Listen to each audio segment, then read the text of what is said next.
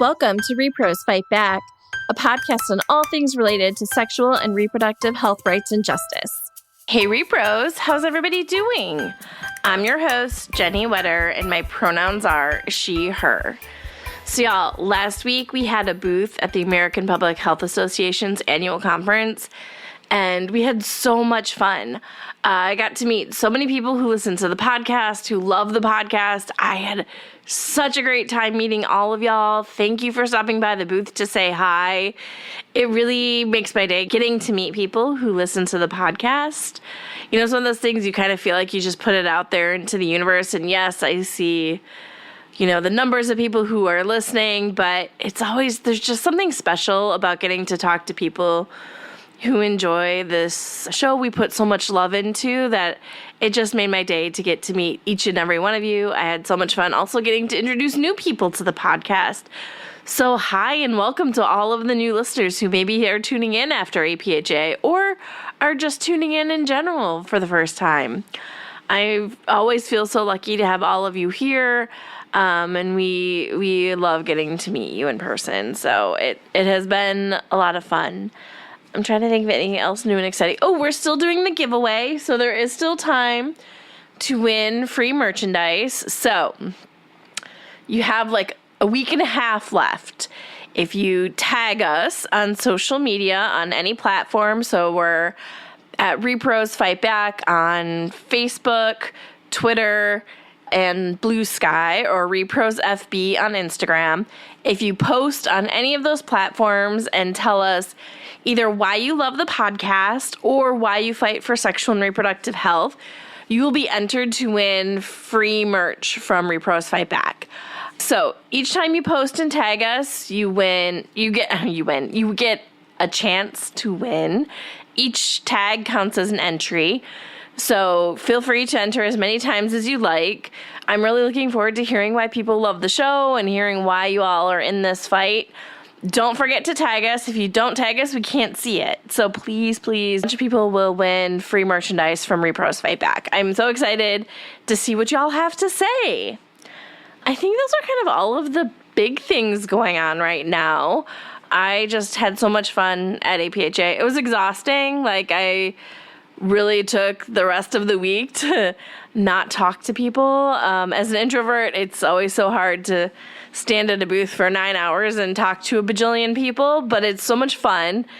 So I love doing it, but it's draining. It takes a lot out of me. So I spent the rest of the week and then the weekend just chill and not talking to people, having some quiet time, doing some reading. I think I've mentioned to y'all that I've been doing some cross stitch, so I had a very quiet weekend, which was just what I needed to recover from all of the fun that was APHA. So thank you all for stopping by. Welcome to all of our new listeners.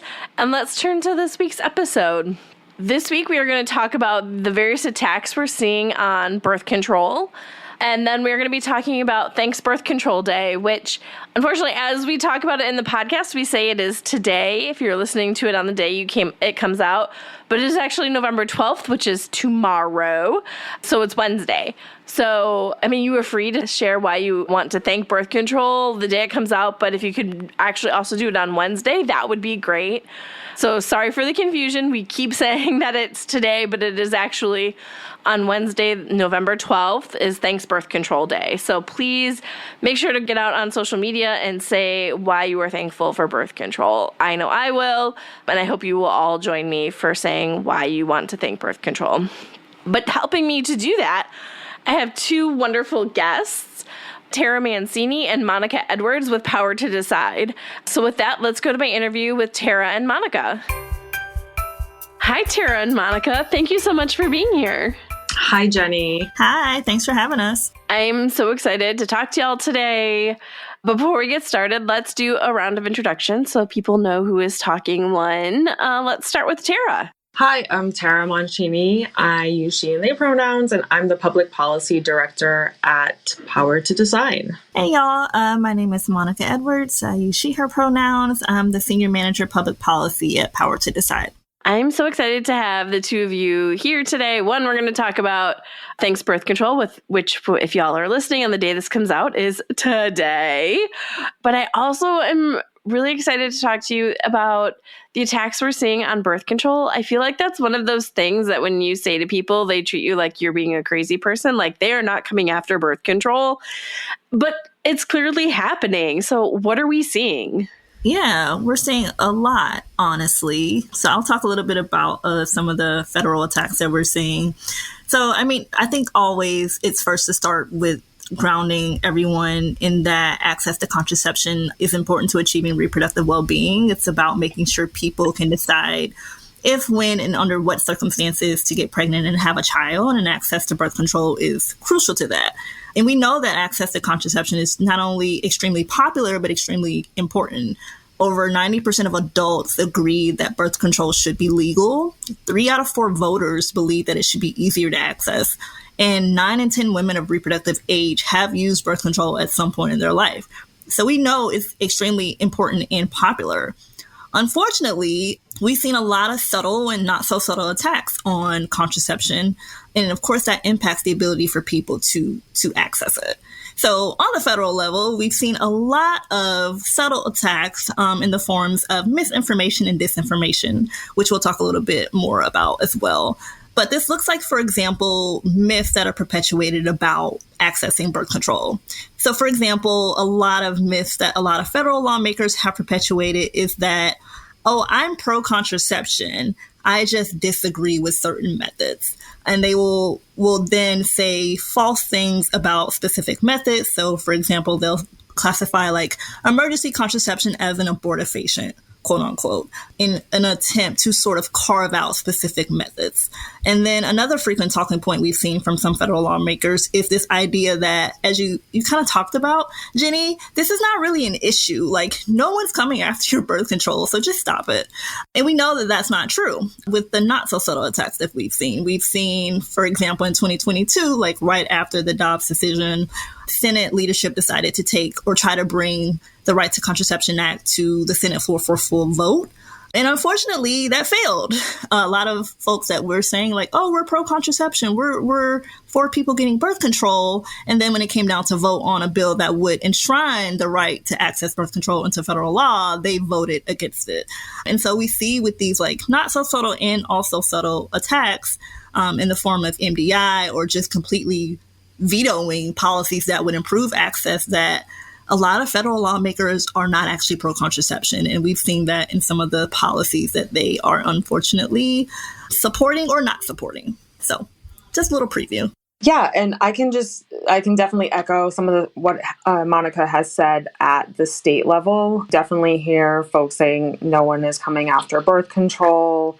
Definitely have folks trying to misclassify certain types of birth control.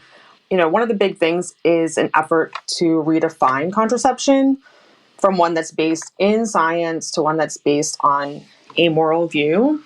And, you know, before going any further, it is fine to have your own moral view about what is right, what is wrong, what you want to use, what you don't want to use.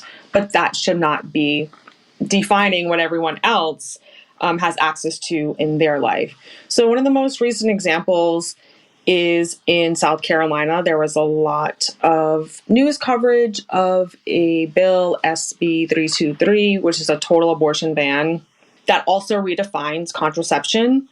And so while the immediate impact of the ban is on abortion access, which is bad enough in its own right, but it also lays the groundwork, right, for banning contraception down the road once you change the definition of contraception. And this is a bill that was drafted by National Right to Life. So it means that we're likely to see copycats in other states trying to ban abortion. So that's just like one example of a place where it's sort of a sneaky redefinition of contraception. And, you know, it gives some people, there is a little bit of plausible deniability where someone can say like, no, this is not about that. And that's not about contraception. This is about abortion. Okay, well, that's already bad enough. But, well, why are you changing this definition here? And then even, you know, earlier this year, I was listening to a debate in Wisconsin, in the Wisconsin House, where there is a Republican-sponsored bill to expand access to contraception via pharmacists prescribing, which a lot of states across the country already have.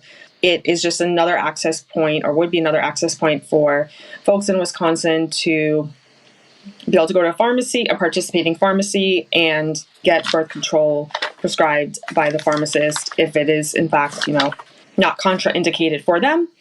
And so yes, like I said, there's a Republican that is sponsoring this bill, has been sponsoring this bill for several years to get this enacted.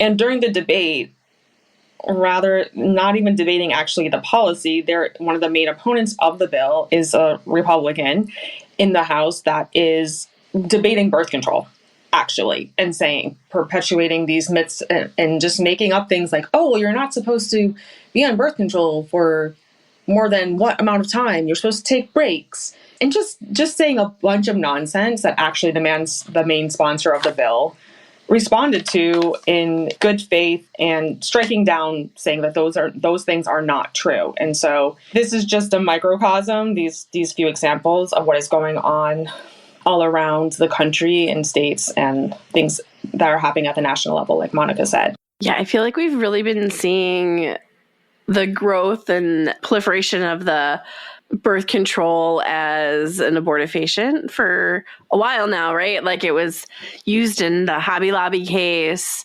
This year we saw it, and also tying into like another federal level attack, when the U.S. government froze foreign assistance. A lot of commodities and things that were already bought with taxpayer dollars were in warehouses.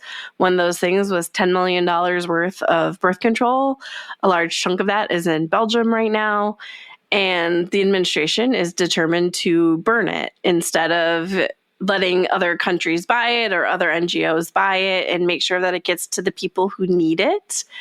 And their line of argument, I mean, they've kind of thrown spaghetti at the wall for like multiple reasons why they want to burn it, but they have used that it is abortifacients, and it is decidedly not. One, the U.S., as much as we would love them to, there is the Helms Amendment that says they can't fund abortion in foreign assistance. So no, there are not abortifacients in that warehouse. There is birth control. So just like tying the two together, right? You're seeing another administration attack on birth control, wanting to burn $10 million worth of U.S. taxpayer money, spending more taxpayer money to burn it, and also spreading misinformation, disinformation, saying that it is an abortifacient. Yes, that is a great example, because how committed do you have to be committed to being anti-birth control than to burn existing stock of it, rather than giving it to people who want it. So, especially when people are willing to pay for it. Mm-hmm. Right. Like, you could have made money. And not only that too, we also saw the administration, like, with what's happening currently and what has previously happened with the Title X family planning program. Another way they have been sowing a lot of myth and disinformation is this idea that, like, Title X is about abortion, which it is not. And so this idea that, like, we can't fund Title X for that reason.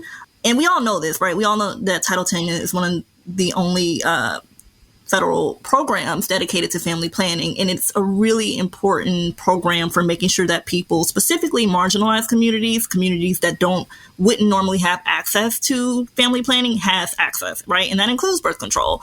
And however, the administration decided in March of this year that, like, no, we're going to, like, actually, like, withhold funds from a lot of Title X grantees for this reason that we made up, because we think they're doing things that we don't think they should do.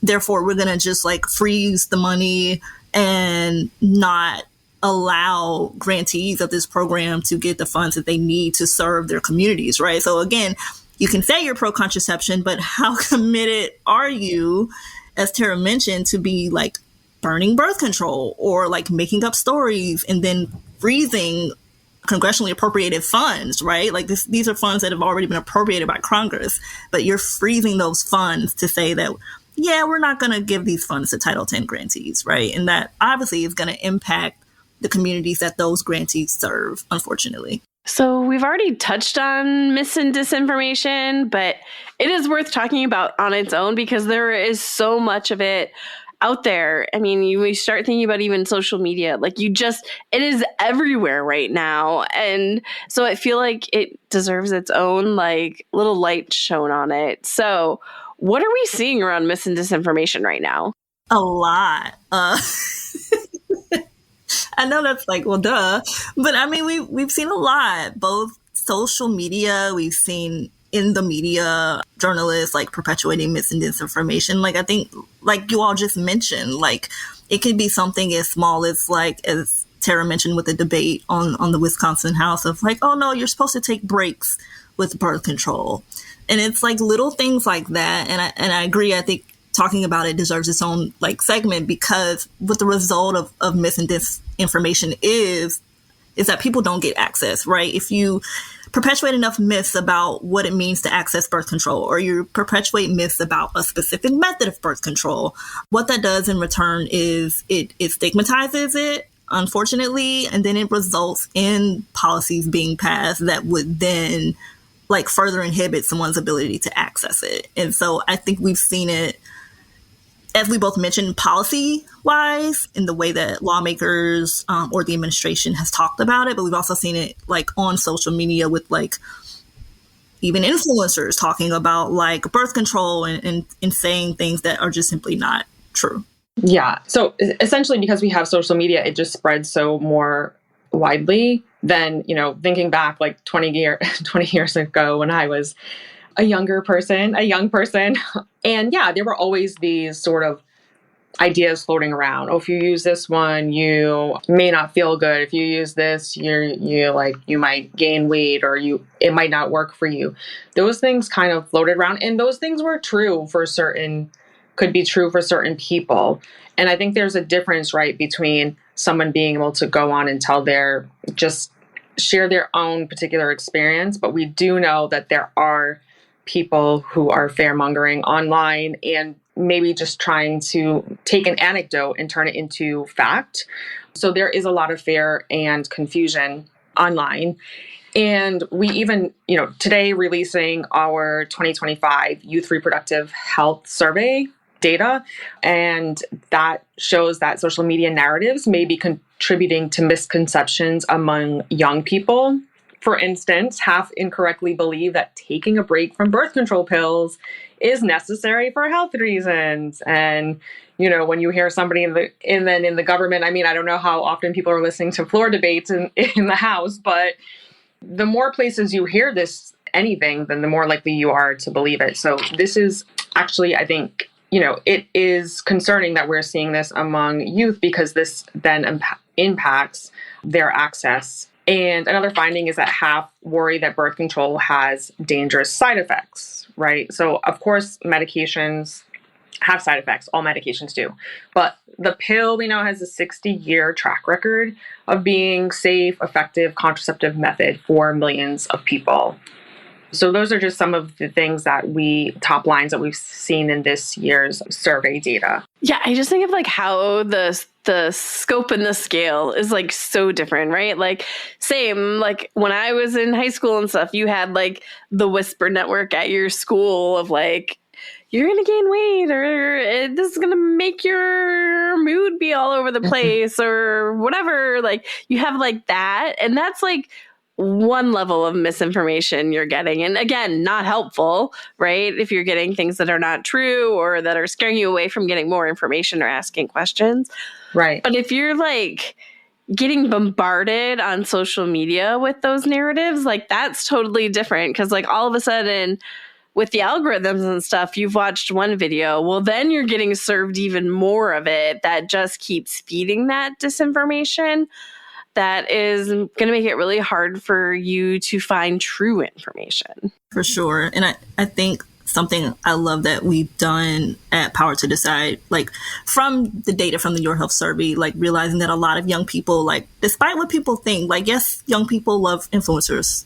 I also love influencers. I do think they have a crucial and important role in like shifting culture and narratives about sexual and reproductive health. But like a lot of young people we found, do want information from healthcare providers, right? And so like a lot of the amazing work we've done with like Bedsider and creating our Ask Bedsider is making sure that like young people do have a trusted healthcare provider online that they can like ask questions, or they can go on Bedsider and just like search about articles about different things, about different methods, or like what does it mean to use birth control long term versus short term, and like that type of thing. And so I do think I love that that's an important resource that we at Power to Decide have been able to create and make sure that people can, get not only the trusted information they needed, but get it from the sources that they want to get it from. Yeah, it leads into one of the things I always talk about on the podcast is you don't need to know all of the things. So I don't need to know everything, but I need to be able to, if people ask me questions, be like, hey, have you heard of Bedsider? Like, if you go there, you can get trusted information. Or I need to find an abortion. Great. Here's I Need an A, or any number of resources where you can point people to ensure that they are getting good information. And that makes you a really valuable resource in your network, in your communities. So you don't need to be able to answer all of the questions of like, I'm thinking about whatever, I've had this problem. I don't need to know the answers to that, but I need to know that if I send them to Bedsider, like they can find the information they need from trusted sources. And that is a really important role you can play in your community. I think, something that is helpful for people to think about is to think critically about where they're getting their information. So, when you see something that pops up online or in your algorithm or on your For You page that makes you go, really? Is that true? Then, there are certain things that you can ask yourself to evaluate the trustworthiness of that information. Is it from a credible medical source or provider? Can you find the same information from other trusted resources? Or is this like the only place that you're seeing it online? When is the information that you're looking at published? I mean, we know that science changes over time, right? Or what we know through science changes over time. So if it's a paper from 40 years ago, I don't know, odds are our understanding of something could have changed, or we could have better evidence or more evidence. And also just thinking about whether or not the person, the video, the influencer, whether or not their perspective seems overly biased in one perspective. So those are like a few questions that people can ask themselves when things do pop up for them, in addition to going to Bedsider. Okay. Now that we've hit some of the attacks we're seeing and misinformation, another thing we like to do is talk about things the audience can do. And y'all have a great opportunity today. So what can the audience do?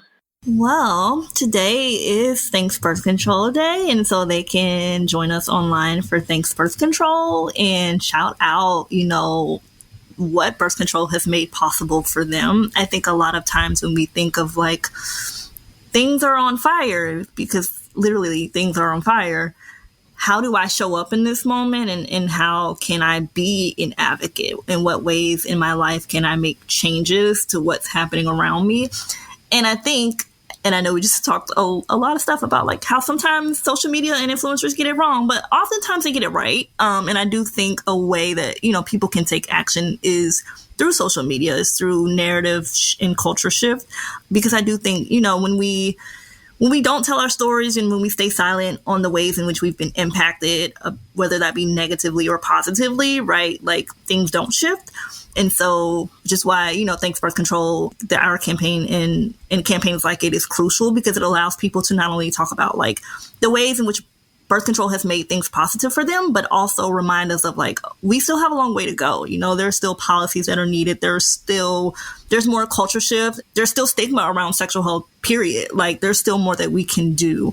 So I do think just using your voice and telling your story, and again, joining us online for Thanks Birth Control Day is one thing that you can do, and checking out our resources like Bedsider, also Abortion Finder, are really good resources for just learning about sexual and reproductive health broadly. Yeah, I totally agree with that, Monica. This will be our 13th year, actually, of our Thanks Birth Control Day campaign. Wow. Yeah, which started off before I was with the organization, but sort of seeing backlash about birth control online.